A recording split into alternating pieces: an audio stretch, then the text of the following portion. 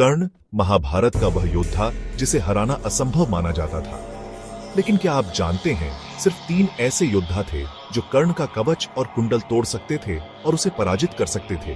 कौन थे ये 3 महान योद्धा? चलिए जानते हैं। कर्ण सूर्यपुत्र और महाभारत के सबसे ताकतवर योद्धाओं में से एक। उनके पास था अद्भुत कवच और कुंडल जो उन्हें किसी भी अस्त्र शस्त्र से अजेय बनाते थे। ये कवच और कुंडल जन्म से ही उनके शरीर पर थे और देवताओं तक का वार भी उन पर बेअसर होता था। लेकिन महाभारत में 3 योद्धा ऐसे थे जो इस अजेय कवच कुंडल को भेद सकते थे। कौन थे ये 3 योद्धा? आइए जानते हैं। सबसे पहले नाम आता है भगवान परशुराम का। परशुराम विष्णु के 6ठे अवतार और दिव्य शस्त्रों के महान झाता। उन्होंने ही कर्ण को दिव्यास्त्रों की शिक्षा दी थी। परशुराम के पास भृगुपति धनुष और परशु जैसे शस्त्र थे जिनकी शक्ति कवच कुंडल को भेदने में सक्षम थी। अगर परशुराम कभी युद्ध में कर्ण के सामने आते तो वे निश्चित रूप से उसे पराजित कर सकते थे। दूसरा नाम है अर्जुन का, जिन्हें भगवान शिव से पाशुपतास्त्र प्राप्त हुआ था। पाशुपतास्त्र की महिमा यह थी कि वह किसी भी कवच को भेद सकता था। यही नहीं, अर्जुन के पास कई अन्य दिव्यास्त्र भी थे। कुरुक्षेत्र के युद्ध में जब कर्ण का कवच कुंडल इंद्र ने छल से ले लिया तो अर्जुन ने अपने दिव्यास्त्रों से कर्ण का वध किया।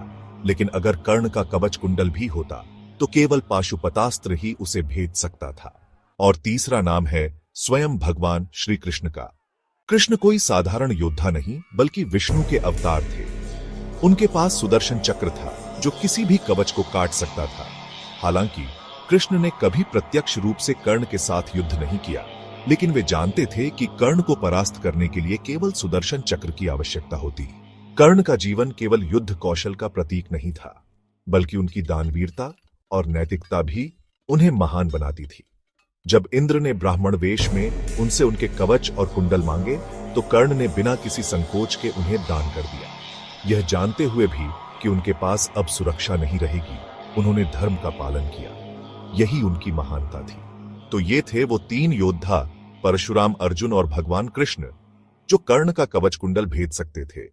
कर्ण की कहानी हमें सिखाती है कि सच्ची महानता केवल शक्ति में नहीं बल्कि अपने कर्तव्य और धर्म का पालन करने में है।